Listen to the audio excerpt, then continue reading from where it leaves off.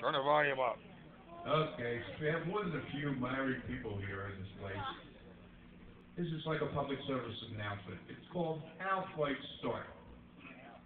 My wife sat down on the couch next to me as I was flipping through the channels. She says, "What's on TV?" I said, "Dust." Then the fight started.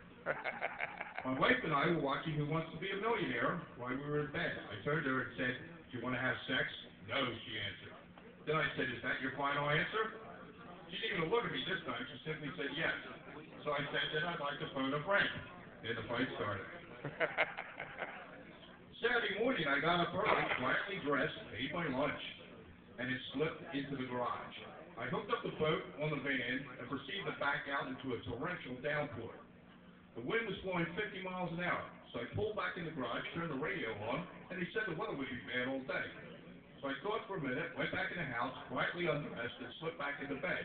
I cuddled up to my wife's back, now with a different anticipation, and whispered, "The weather out there is terrible." My loving wife of 11 years replied, "Do you believe my stupid husband is out there fishing in that?" And that's how the fight started. I rear-ended a car this morning, so there we were along the side of the road, and slowly the other driver got out of his car. You know how sometimes you just get so stressed that things seem funny to you? Well, there it was. I couldn't believe it. He was a dwarf. He stormed over to my car, looked up at me, and shouted, "I'm not happy." So I looked down at him and said, "Well, which one are you then?"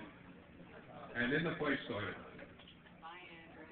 My wife was hinting about what she wanted for our upcoming anniversary. She said, "I want something shiny that goes from 0 to 150 in 3 seconds." So I bought her a bedroom scale, and then the fight started. When I got home last night, my wife demanded I take her someplace expensive, so I took her to the gas station. Then the fight started. After retiring, I went to the Social Security office to apply for Social Security.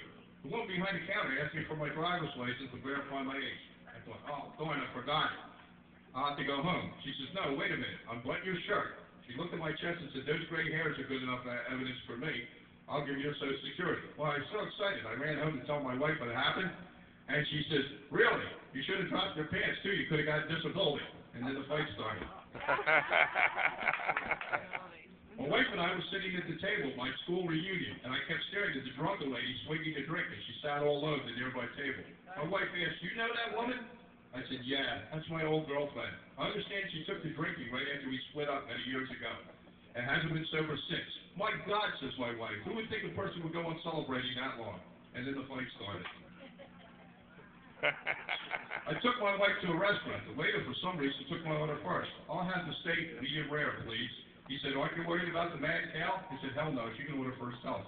And then the fight started. Ooh. Oh. Oh. A woman was standing nude looking in the bedroom mirror. She was not happy with what she saw. She said to her husband, "I feel horrible. I'm old and fat and ugly. I really need you to pay me a compliment." The husband thought for a minute and said, "Your eyesight stand there perfect, dear." And then the fight started. So learn from these gentlemen and women.